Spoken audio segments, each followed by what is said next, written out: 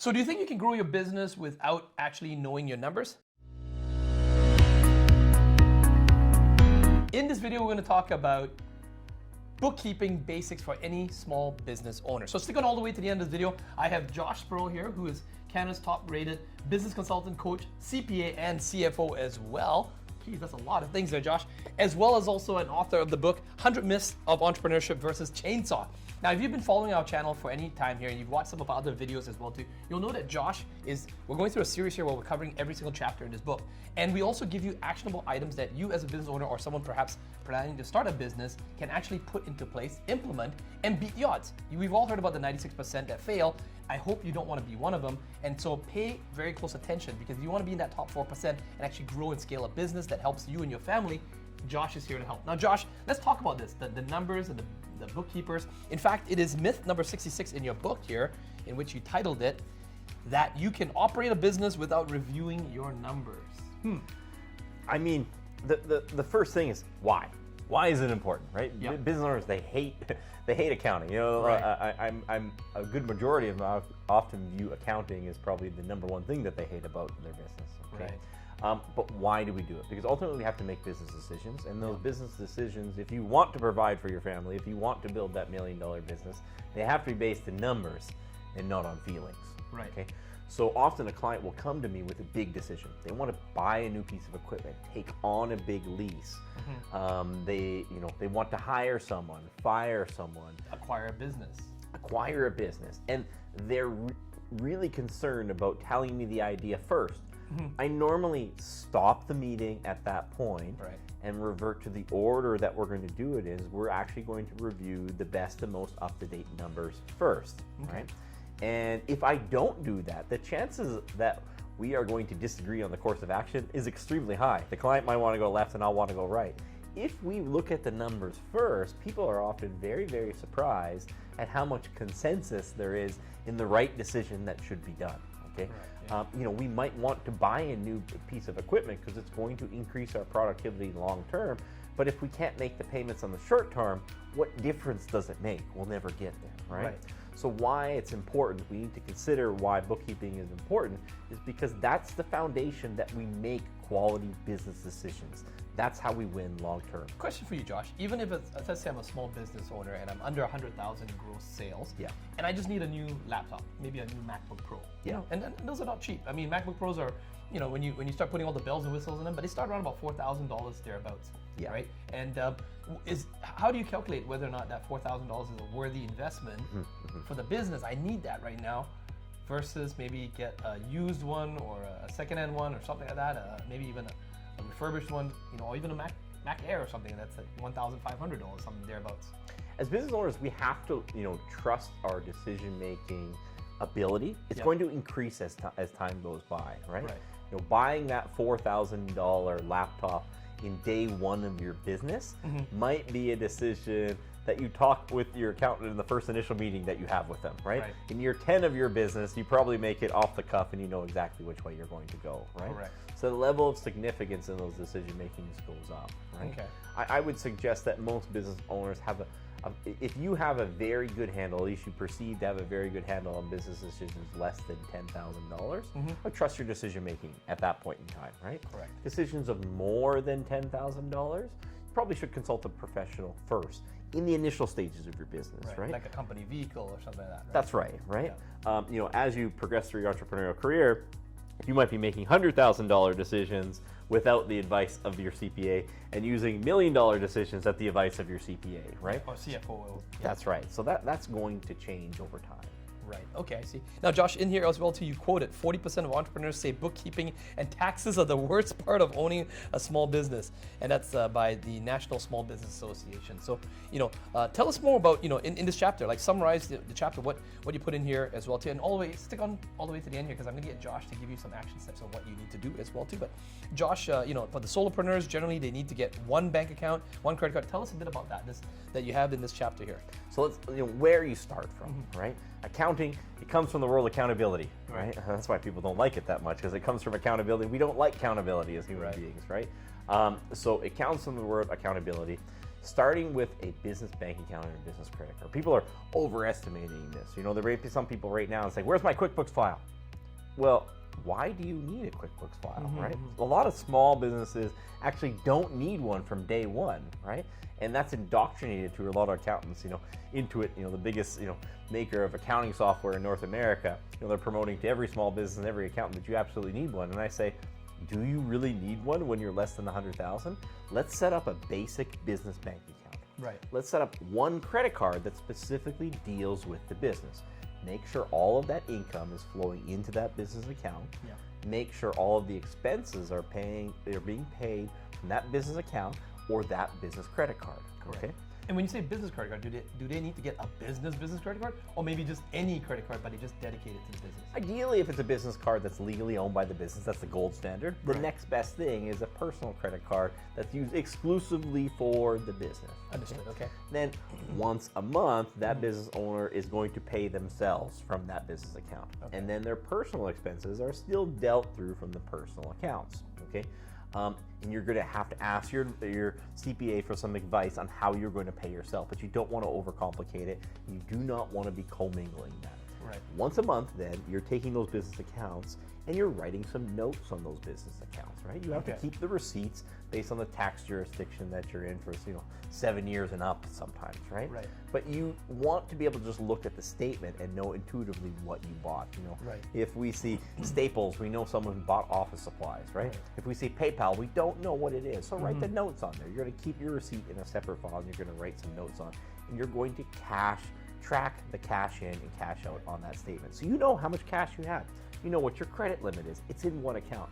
It's very easy to find. And that makes a very simple bookkeeping system for the average, solopreneur business when they're getting set up to do it in a cost-effective manner. Is there any specific time they should be doing this and frequency within a month, or?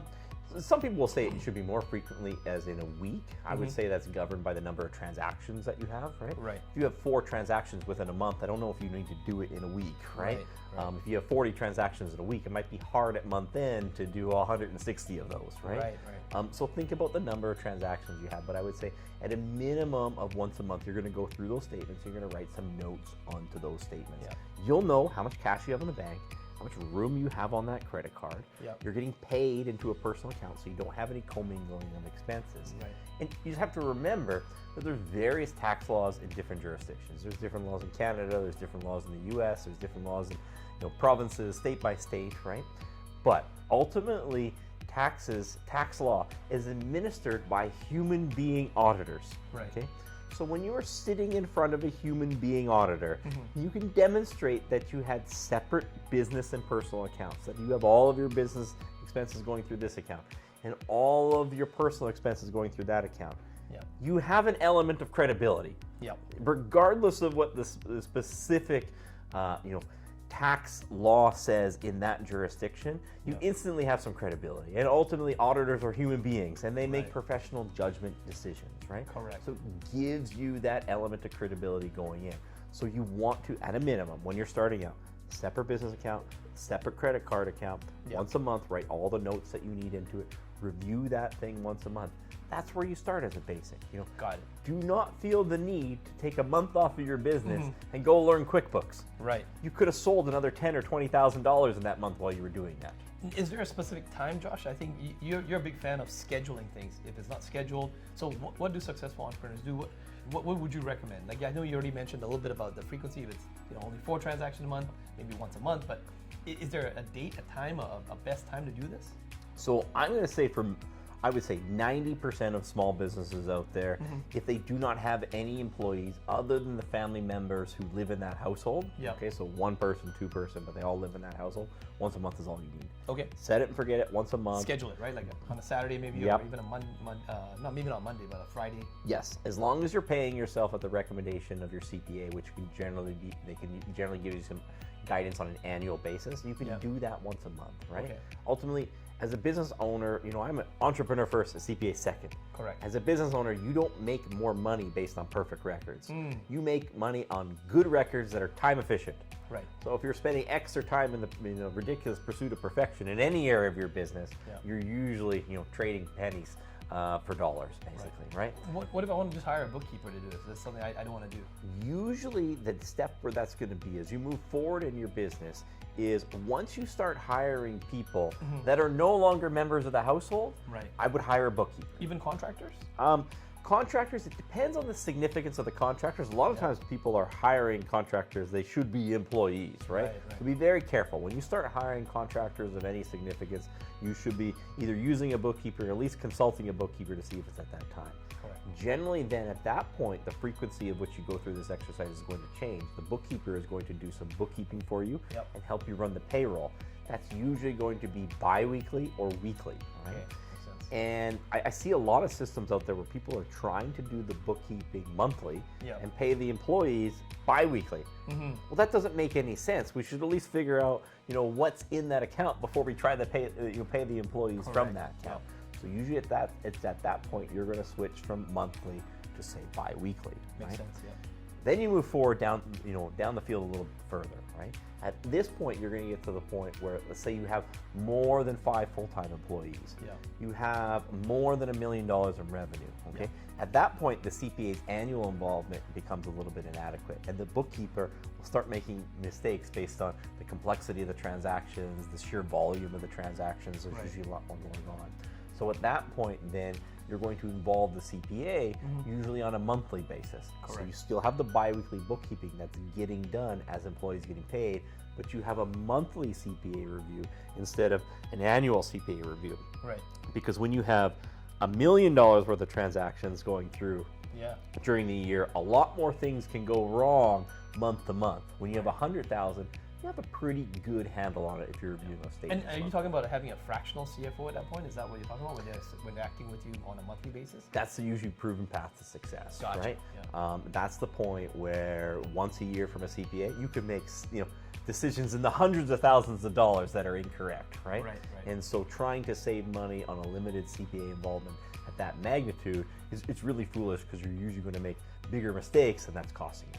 Gotcha. So Josh, what's an action step here? What is one thing that the viewer watching this, that's you, can actually implement so that they can actually start to get their business more organized and their records correct?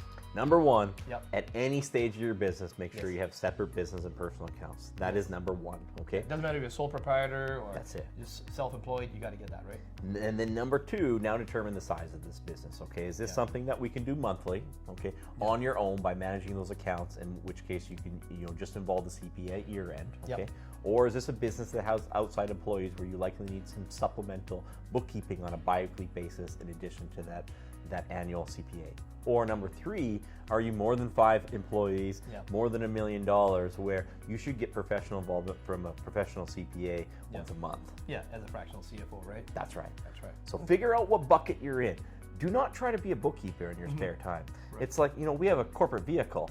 When that corporate vehicle breaks down, I don't try to figure out how to change the transmission in that vehicle at that point even in time. if you could, you don't, right? I wouldn't, because it would take me, infinitely more amount of time, and the chance that I'm going to do it wrong is significantly magnified. Correct. Well, if you found this video helpful, do let us know in the comments below. Pick up a copy of Josh's book and also give us a 5-star review if you enjoy the book as well. If you got any questions, comment below in the questions. We always answer every single question. Either Josh or myself, Desmond, will answer your questions for you. And if your question is a great question, we may even feature it in the next video. So with that, we'll see you in the next video.